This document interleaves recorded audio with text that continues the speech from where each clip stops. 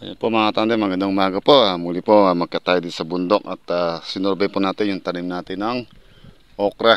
So ayan, lumubog na naman sa damo at kailangan na natin ng damuhin. So bago natin damuhin ito mga tandem, tatanim mo tayo ng kalabasa sa ibaba. So patay na rin damo at yun, meron pang hindi namatay na damo doon sa in-spray natin, no?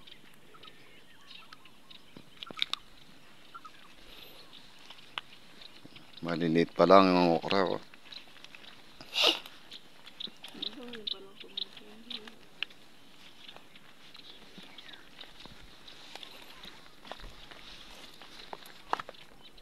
Parang marami namatay. Parang marami patay.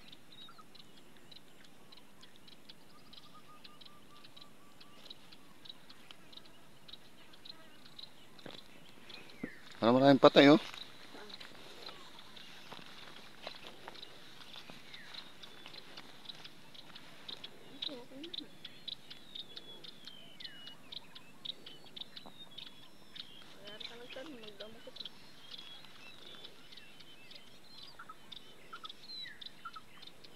Lubog na sa damo. Walang nakalitaw ng okra. Tara, amusal muna tayo bago tayo magtrabaho.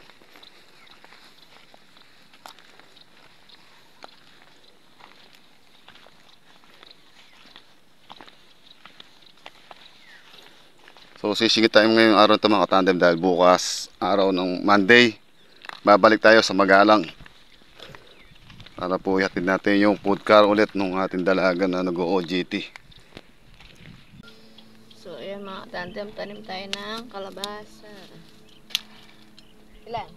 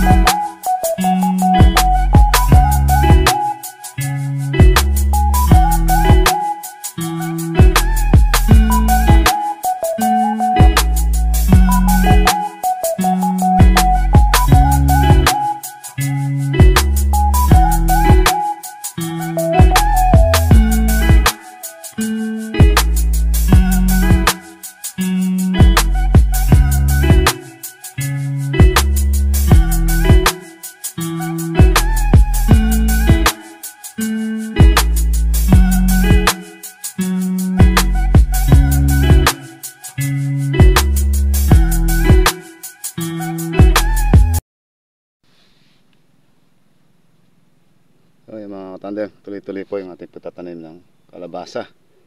So ngayon lang po tayo nakaahon mga katandem sa loob ng 2 linggo. Ngayon lang po tayo nakapasyal dito dahil nga sa naging busy po tayo sa baba. So ngayon po tatanim tayo ng kalabasa at sana po swerte tayo sa pagtatanim ng kalabasa na hindi masyadong maulan. Pag kasi naulan po mga katandem, hindi po sila tutubo, mabubulok lang po sila mga katandem. Kaya sana po hindi sila masyadong maulan po ngayon. Tara, ay si Mrs. nagtatanim siya. So tayo ngayon gagawin natin, gagawa tayo ng pinakabalanga nila, yung nakatugling, yung so tulad po niya isa na yan, may hukay na yan, siyang dyan itatanim yung kalabasa.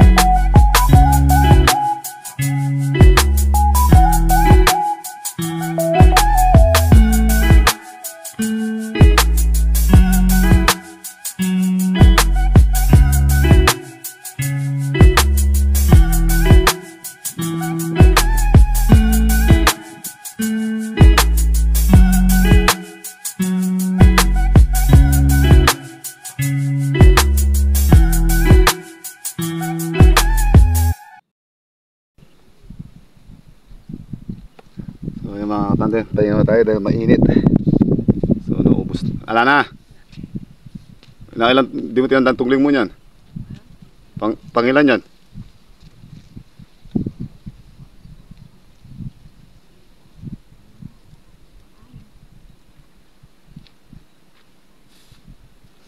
So bali, nakakalimang tugling na mga tandem. Naubos na yung bini natin sa kuko natin, bini sa kubo.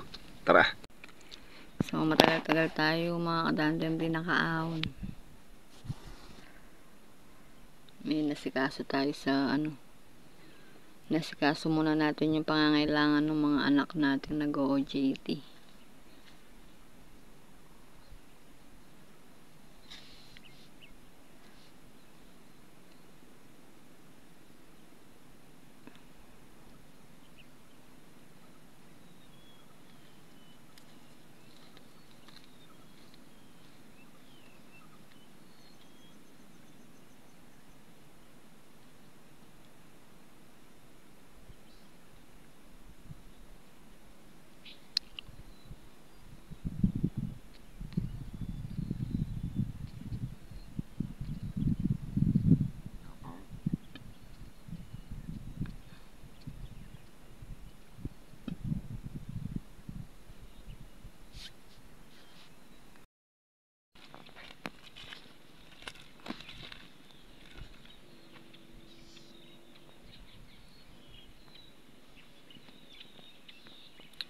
So, ayan mga katandem yung okra natin. Hindi na natin makita. Natakpan na ng damo. So, ayan mga katandem. Malalaki na rin yung okra. Nung huling punta po namin dito, halos wala pa pong damo. Kaya lang yung tubo nila maliit pa. Kasalukuyan pa lang sumisirot. Lumulusot pala. So, ayan. Ganyan na po sila kalaki ngayon. Halos naghahabulan po sila ng damo. So, nung iwanan po namin to malinis. So, nagulat kami. Nauuna ngayon ng damo. Nawawala po yung okra. Halos 2 linggo pa lang yata amin di lumulusong mga tandem. So, halos natatabunan na. Nagulat ako. Sumobra labong ng damo. Mantalong nang iniwan namin ng linis. Sa loob po ng 2 linggo dahil nagpanay-panay ang ulan.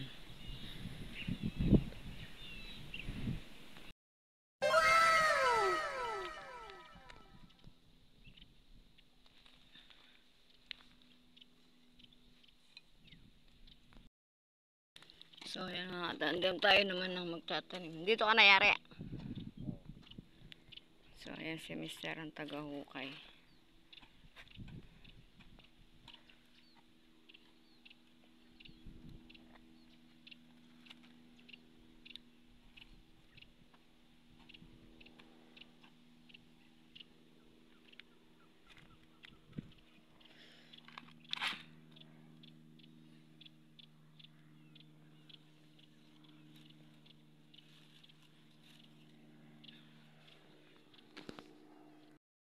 Magtatanim na tayo mga tandem.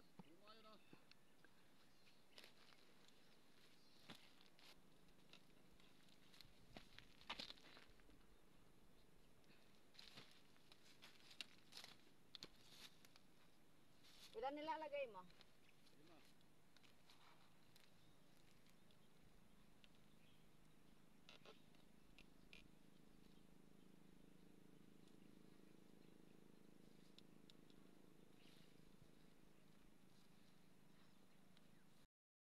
Nang magtatanim.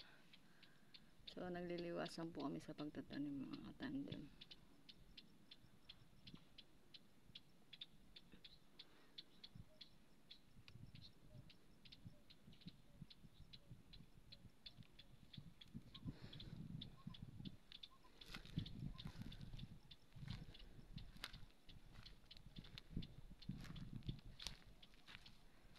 So, ayan yung mga tatamnan namin mga tandem, marami pa. So, baka hindi po magsara ngayon. Kukulang yung binhi.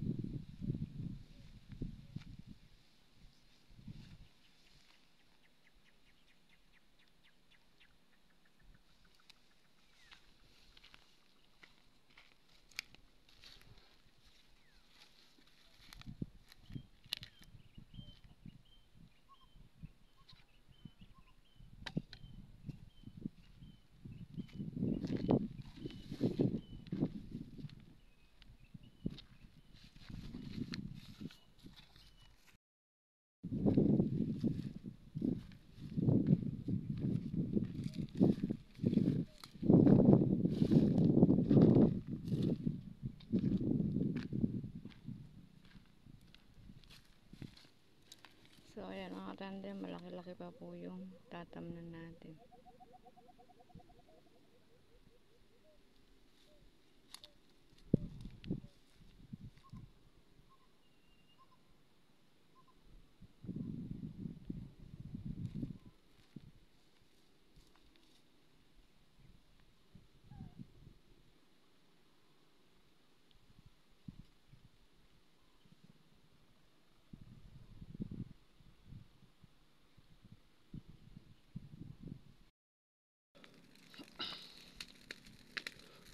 So ayan po mga katandem, hindi po tayo nayari nagtanim ng okra ay ng kalabasa. So bali naubos po yung bine, nagkulang.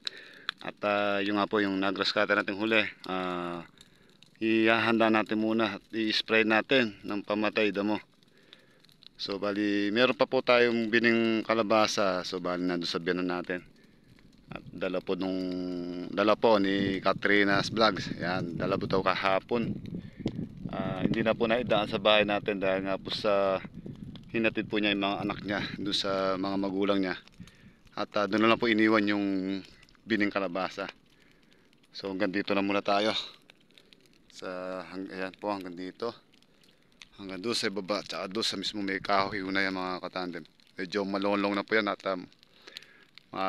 marami-rami na po yung tanim natin na yan. So hihintayin na lang po natin sila tumubo. Tara, pahinga na tayo, mainit na.